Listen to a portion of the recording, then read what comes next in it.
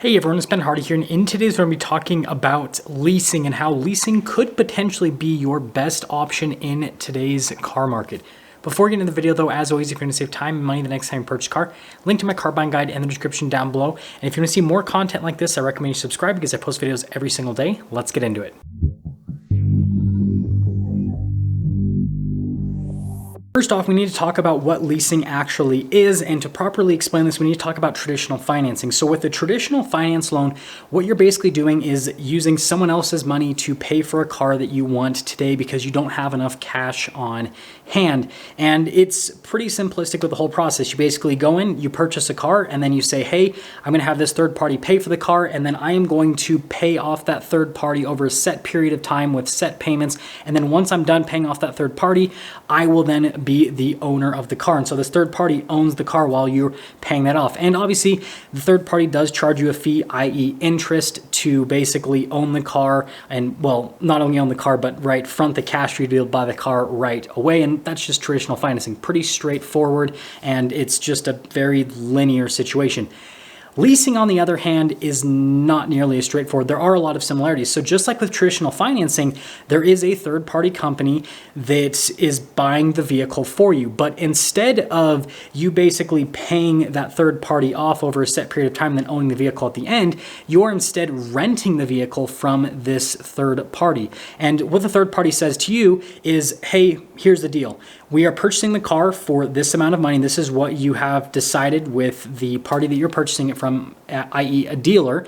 And I'm going to set a value of what this car is going to be worth at the end of a lease term, and you are going to pay the difference between that value, the residual value, and the purchase price over this set period of time. And leases can be as short as 12 months or as long as 7 years. Yes, there are companies that'll do leases that are like 7 years, and I'm sure that there are some leases out there that are even longer. It's getting pretty crazy out there because people just care about payments. But besides the fact, so if we move on from that, there are some other things that go into a lease that aren't in a traditional finance loan. One thing is called money factor. This is basically the interest rate for a lease, and you can actually convert money factor into an interest rate so you can see what the equivalent APR would be so that you know if you're actually getting a good deal on the lease from a rate perspective or if you're paying way too much money to the lender that is leasing out the car. Now, another few key differences with a lease compared to traditional financing is, again, at the end of a traditional finance loan,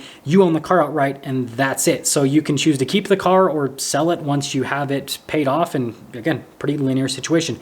Whereas with leasing, you can turn the car back into the leasing company if you want. You can trade the car in, so basically you purchase it and then you trade it in at a dealership or some other entity like that.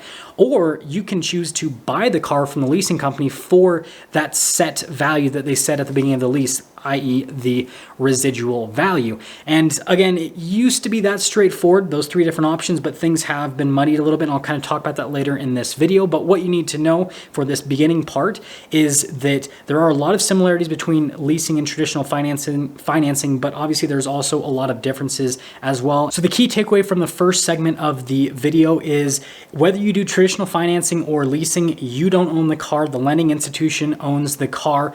With traditional financing, you have a linear path towards ownership, whereas with leasing, you don't have to own it if you don't want to, and you have the option to own it if you want to, but there's a few more things you have to jump through. And one last thing that I do want to mention also is with traditional financing, you pay the taxes up front, so you pay the full taxes for the vehicle, whereas with leasing, you typically only pay taxes on the amount that you're leasing. And so again, a really good example would be if I basically go and take out a loan on a car, then whatever the tax is, I just pay it over the course of the payments of that loan, and then I'm done with my taxes. Whereas if I leased a car and then bought it out at the end, well, I would be paying taxes on the amount that I leased, and then when I buy out the car, I then have to pay taxes a second time. And it's not really a second time, it's just because you didn't pay the full taxes up front. But anyways, then I have to pay taxes a quote-unquote second time, and then my tax burden would be completely gone on that car. So that's another thing. Now that you're all up to date on leasing, let's quickly talk about why leasing could be the thing to do over the next next few months or potentially the next few years.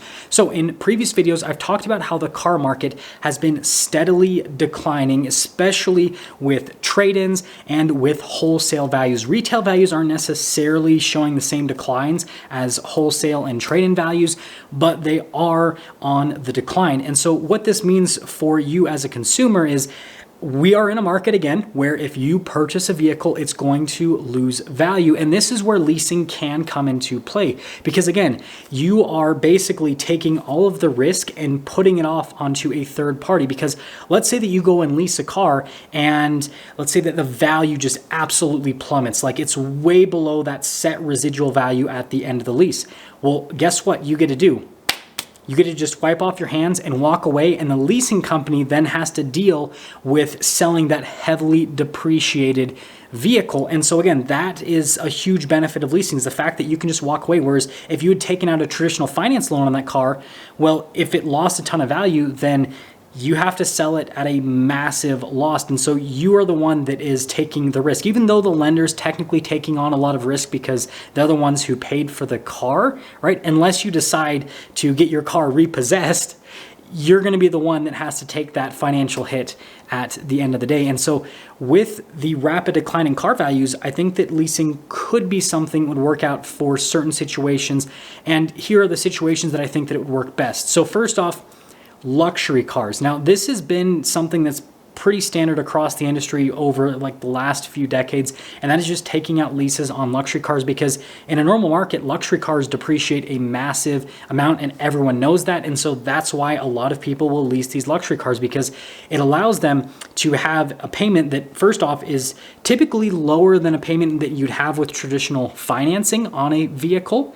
And on top of having a slightly lower payment, they don't have the burden of depreciation that's associated with that car because they can just turn it in at the end of the lease. And if it lost way more value than what the residual value is set at, then again, they get to just wipe their hands clean and walk away. But another thing with these luxury cars that is the reason why a lot of people lease them is if for some reason the market ends up being hot on that car that they leased and the residual value is lower than what the market value is, then what these people will do a lot of times is buy it out and then they'll go and sell the car, make a little bit of the money back from the payments that they had been paying over the lease term. And it pretty much makes it so it's a win-win situation for the person that is leasing the car and typically a lose-lose situation for the leasing company. Because if you look at it from the leasing company's perspective, if the car loses more value than the residual value, they will probably get the car dumped off on them and then they lose money selling it. If the car ends up being worth more than the residual value, then they're not really likely to get that car sent back to them because the person leasing it is probably going to buy it out. And this is where I do want to quickly throw in a little sprinkle that's been happening with a lot of leasing contracts, and this is why you need to read your leasing contracts, is a lot of lending institutions have been writing into the contract that you do not have the final say in terms of what happens to the car at the end of the lease. The leasing company can decide if they get to buy it back or if you have to buy it for the residual amount or if you just have to like turn it in, whatever. Like they're the ones with the ultimate say. And so again, read the fine print with your leasing contract because there have been a lot of situations where people have taken out leases and then they've been like, oh, wow, I have a ton of equity in this lease. The residual value is way lower than what the resale value is on this. And then the leasing company goes, we had this thing in the contract where you have to turn the car in. And so they don't get to recoup any of that money. So just know what you're getting yourself into. Aside from luxury vehicles, this also can apply for, your average everyday vehicles, pickup trucks, sedans, SUVs, so on and so forth, especially with how much volatility we have in the car market. And so what I would do if I were someone that was looking to potentially finance a car in today's market with today's interest rates is I would just ask for the dealership to show you what the lease is like on that car and have them convert the money factor over into an interest rate so you can compare the money factor rate with what traditional financing would be, so you can see if, oh, hey, the money factor rate is super high when you convert it to APR, and so actually I'd be paying a ton of money to the lender, doesn't make sense. Or maybe it'll be lower than what the interest rate is. Again, it's going to vary manufacturer to manufacturer and car to car, but I do think that it is worth it for you as a consumer to at least look into a lease before you decide to sign that traditional financing payment with what's happening in today's market, because again, it will give you the opportunity to just have flexibility, especially if car values keep declining at the rate that they're declining, so that you're not the one that's taking on the risk. Instead, the lender's taking on the risk. And so again, you have that opportunity to just wipe your hands clean. With that being said, that's going to sum things up for today's video. I hope that this helped all of you out, again, especially if you're looking at purchasing a car in the near future. And if you guys want to suggest topics for future videos, then just put that in the comment section down below. And like I said, if you want to see more content like this, make sure you subscribe. I'll see you.